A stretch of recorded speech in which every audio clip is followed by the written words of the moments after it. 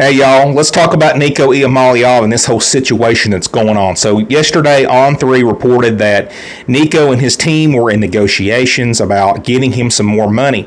And as of today, I saw Chris Lowe report that Nico did not report to practice. This is the day before the orange and white game. And this is not a good sign, guys. From what I'm hearing, I was listening to Tony Basilio earlier, and I was reading some other things on social media. It looks like they're demanding $4 million, and the Tennessee administration is not going to blink and give him any more money. And I see it. I see it from Tennessee's side.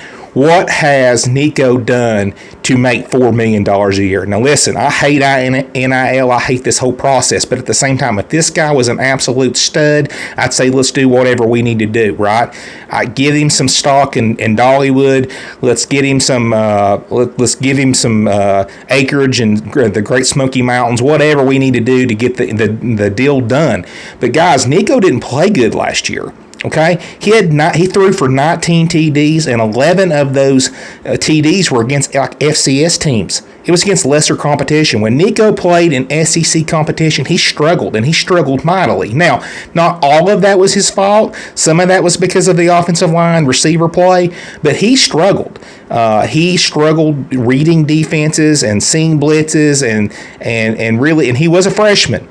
But there was nothing from last year and the stats and the performance that Nico put on the field that warrants $4 million a year. Nothing.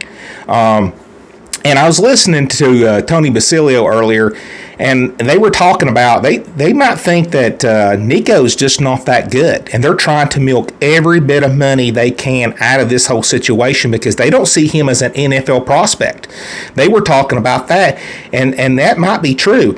I'm almost to the point now, I keep holding out hope. I think even the staff is just that he's not as good as we thought he was coming out of California.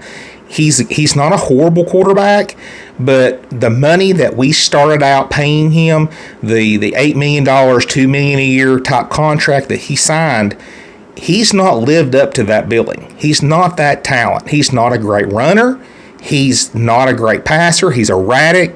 I mean, he is. There's games there that we barely won, and because of our defense, because of Dylan Sampson.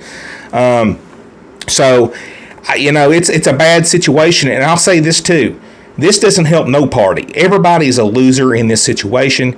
As far as Nico is concerned, it looks like we're going to call his bluff. He's going to have to find, I think, a position elsewhere. I doubt he finds $4 million a year. He'll probably find $1 million, $2 million somewhere else, but he is going to have to learn a whole new system. The team probably won't be as talented as the team he just left. And I think it's a lose-lose situation. And here we are, we lose our starting quarterback. It's just a bad situation for everybody involved. But I don't know what's going to happen. I do ultimately hope he comes back. I want Nico back.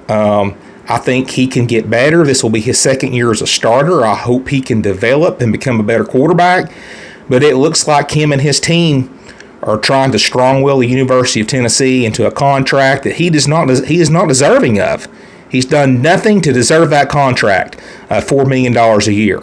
And it's sad that people around him have gotten away and put stuff in his ears and are making him make these decisions that are going to cost him money in the long run, I think, in the NFL. So sad situation for everybody involved. It's a lose-lose situation, and that's all I got to say about that. I'll talk to y'all later.